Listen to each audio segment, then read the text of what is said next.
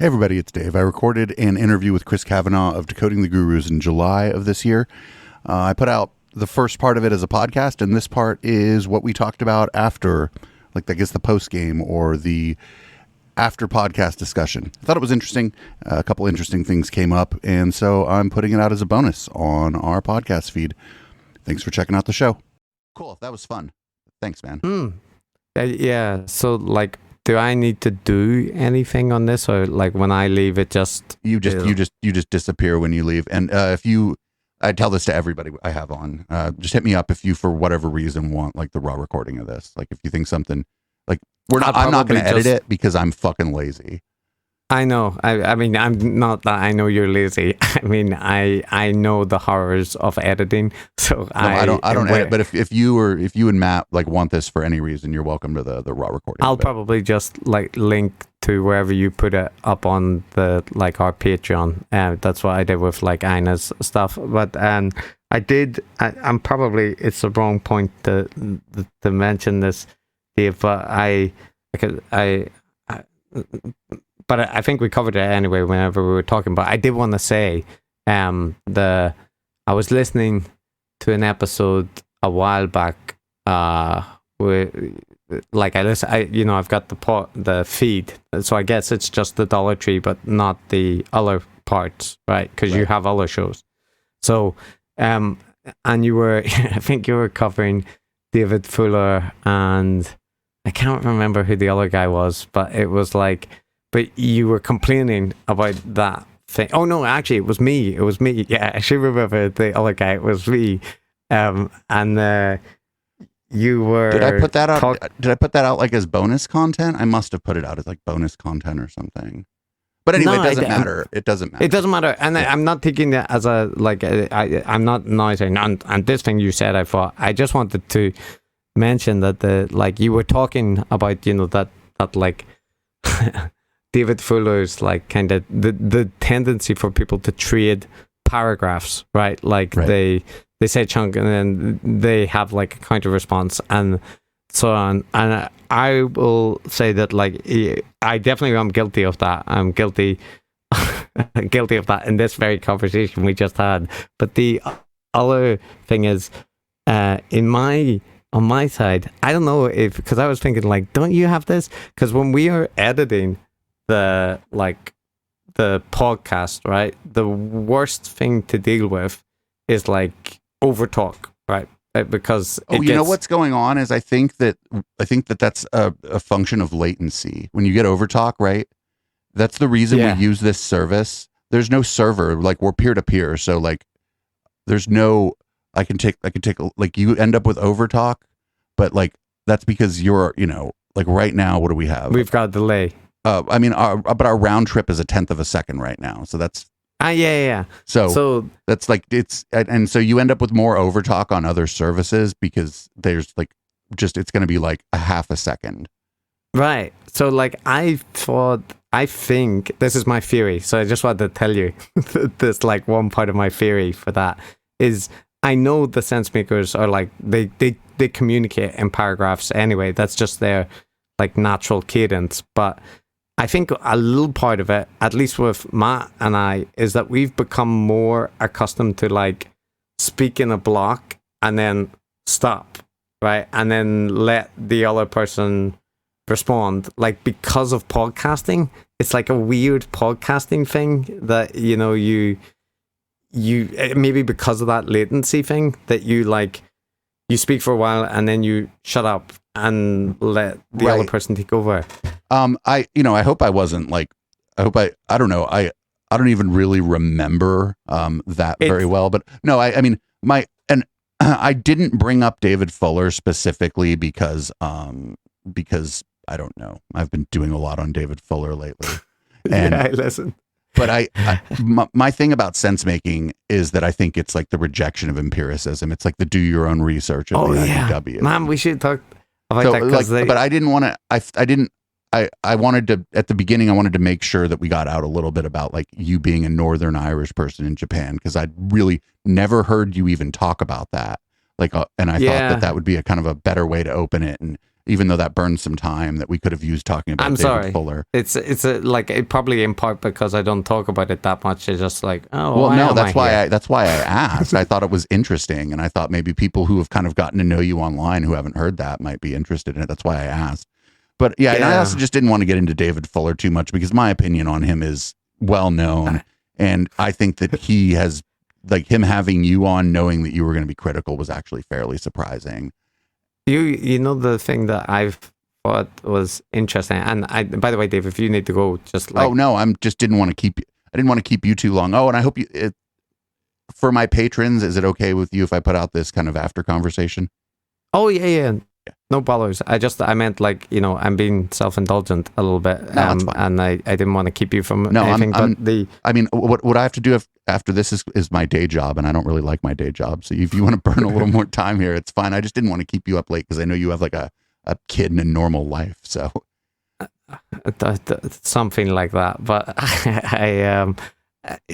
the one thing I did want to say, like, was, so when you were talking about, like, David Fuller and his announcement of wrapping up Rebel Wisdom and that, and I know that, like, you're very skeptical of him in general, and the whole breath work. Well, what we noticed and what my chat noticed is that in that audience, those were his paying people on the screen, and it was a lot of old people, and I like that.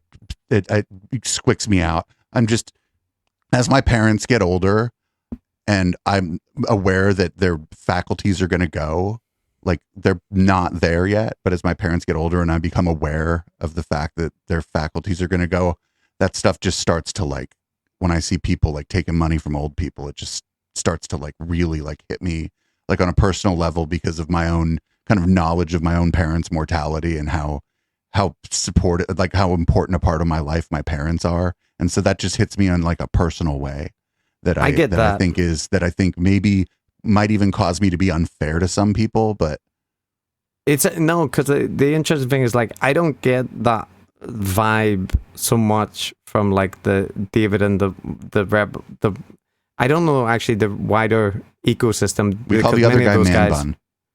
Yeah, I haven't even seen him, so I'm not so sure about that. But, like, with David, I think I am more positively disposed towards him than you are. But the thing that I wanted to say was, like, setting aside the breath work, because, like, I probably share all of the views that you have about, like, like, I would be extremely skeptical about chiropractic. For me, it's the what do they say? It's the money Lebowski. That's the thing that bothers me, is that it's older people that he's taking money from, and I just so.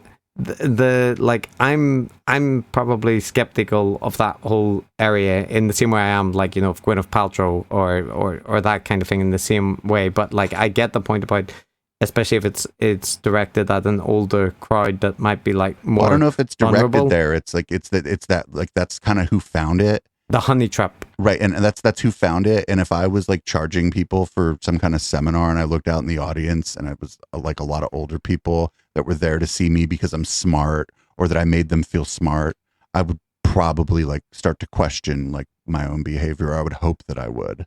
Maybe I wouldn't. Yeah, Maybe I'd drink my own Kool-Aid if there was fucking money flowing in. Who knows?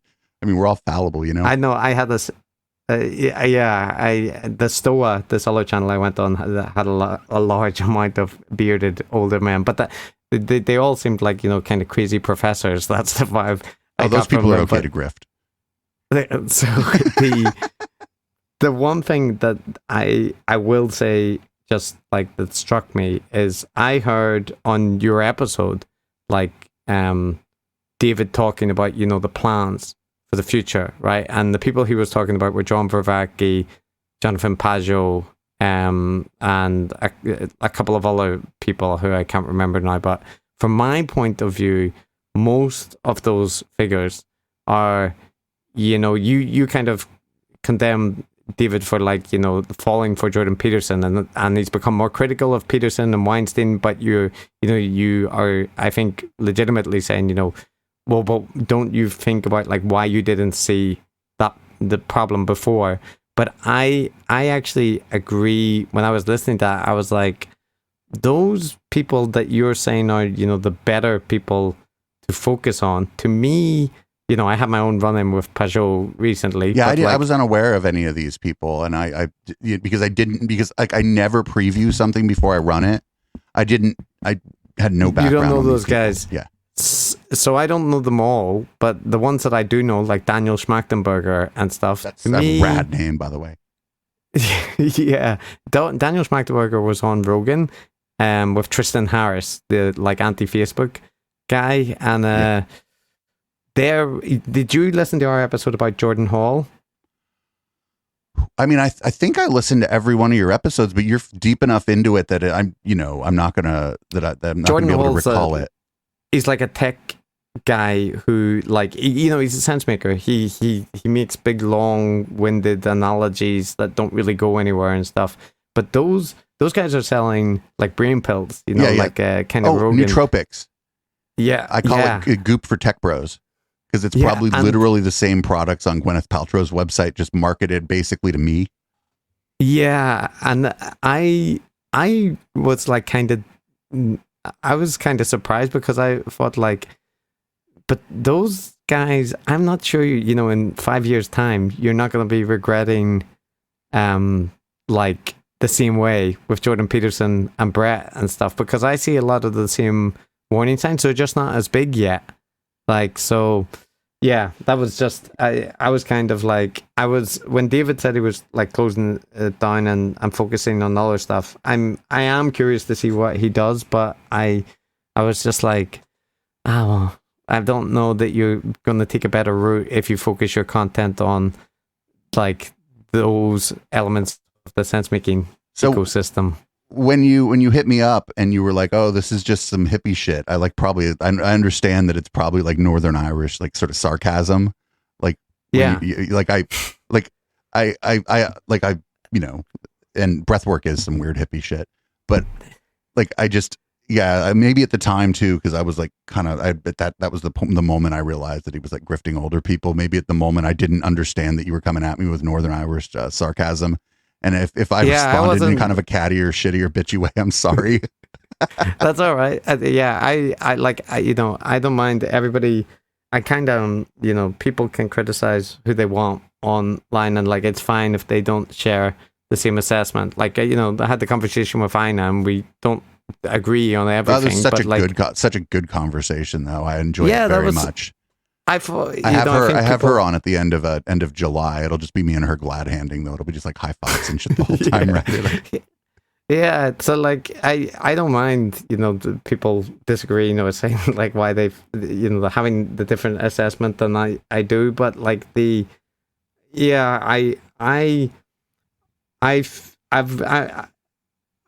feel like my kind of warning antenna is like quite finely attuned, and I'm not saying that I'm going to pick up on everyone, but I do feel like I don't get a warning light going off with David Fuller. Like, just I feel, and I've said to him, he thinks I'm too cynical and cruel to people, and I think he's too credulous and like hippy dippy. And I think you guys were right when you said they're heading off into like spiritual world.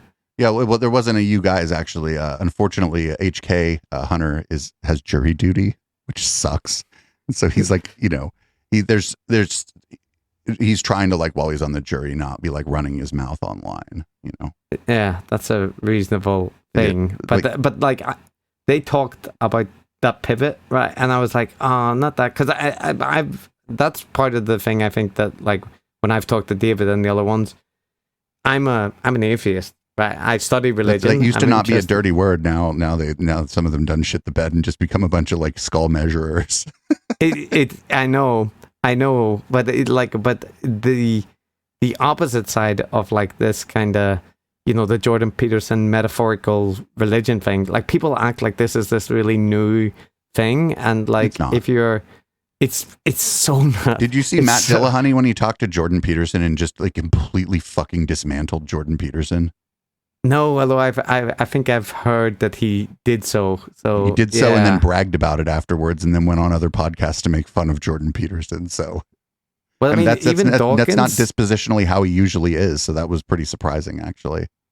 I think if you listen to the interview with Dawkins and Peterson on your show, you would enjoy it. Oh no, well. we did. Well, what we did was we watched Travis Pangburn watching it. I don't know if you know who Travis Pangburn is. Oh, I know Travis Pangburn. Travis Pangburn called me the R slur when I tried to talk to him. Like he was like, anybody can join my Discord and talk to me at night. And so like I was like on the show, and he had like put that out there, and I was like, because I was talking shit in his YouTube comments about he had Destiny on, and like after he had Destiny on, I remember he said a bunch of nasty shit about Destiny, but didn't say any of that nasty shit about Destiny during the interview. And I was like, what a coward. I was like, Steven would have absolutely demolished you if you would have like, because I don't like Destiny. I think he's like, but I think he can rope a dope, right?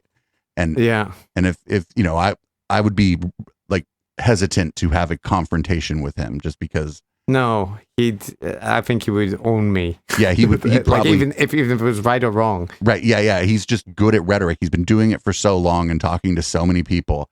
And but yeah, that I went into his Discord and I was like, oh, I'm actually on the air right now. I had criticized you on my show and you didn't like it. And he's like saying, oh, well, this isn't the room, blah, blah, blah. And he's like, I don't agree. And I'm like, oh, I got to go then if you don't agree to being recorded. And he's like, oh, no, we have to go to this other room in my Discord. And I was like, well, what's the difference between the two rooms? And then I think I called him a weird nerd. And then he called me a word I don't say that starts with R, and it's a slur for people with disabilities. And I was like, and then he hung up and kicked me out of his Discord. It was just such an odd experience. But he's the one who hosted the debate between Jordy Pete and Matt Dillahunty. And then we watched him watch the video of Jordan Peterson and Richard Dawkins, and he was like apologizing for Jordan Peterson because Dawkins at one point was like, I don't think you just said anything or something like that. Like I don't remember what the exact thing was. He basically said that was word salad without saying it.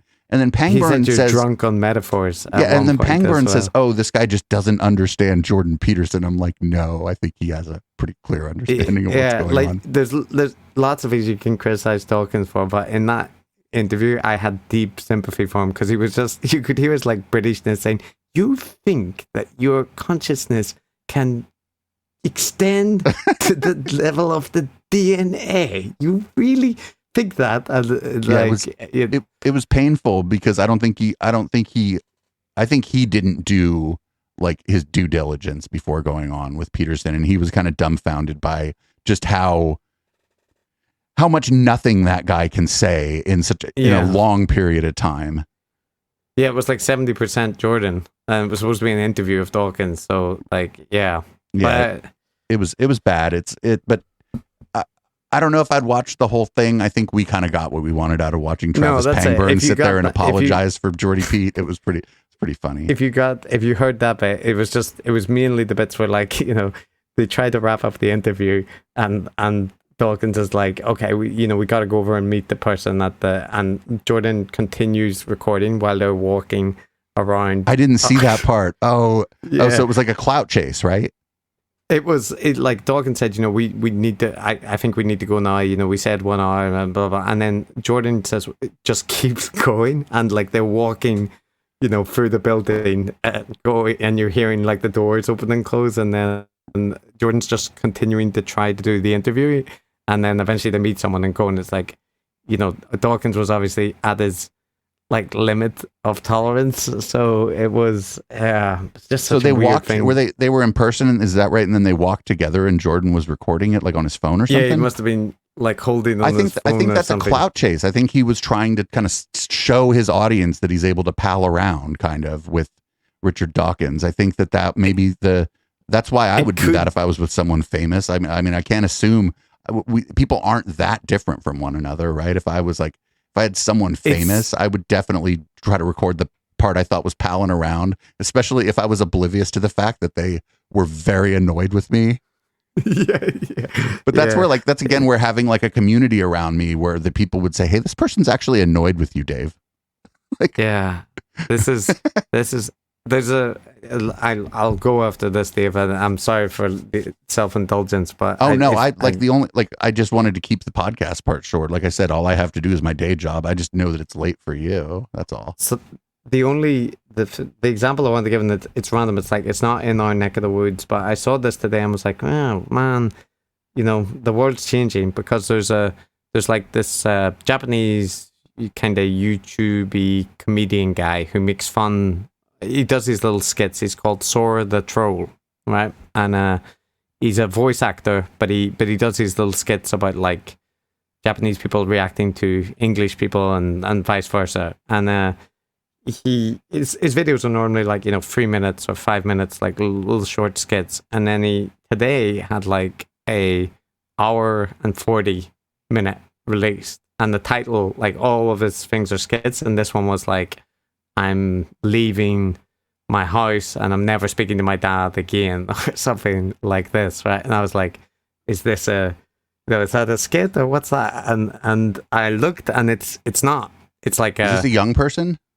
It's a 30-year-old person, so younger than us, but not young. Yeah.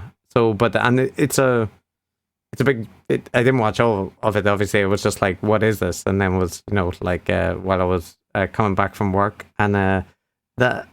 But the thing that I wanted to the reason I'm mentioning that is that guy was like, he was talking about these really toxic family dynamics, right? He was going into all this personal stuff, like diagrams and stuff he was drawing, but he had the the chat channel like going, and the people like kind of giving him support, and then they're also donating, so there's like a slight weird dynamic as well. But it was kind of like, I don't know how I feel. Like, this is weird because this is somebody like talking about genuine, real stuff going on in their life to their like YouTube chat room, but it sounds like their real life is a mess, and their YouTube chat room has given them, like, they bought a house. They basically bought a house to get away, and they were able to buy the house because they have a large enough following that they could.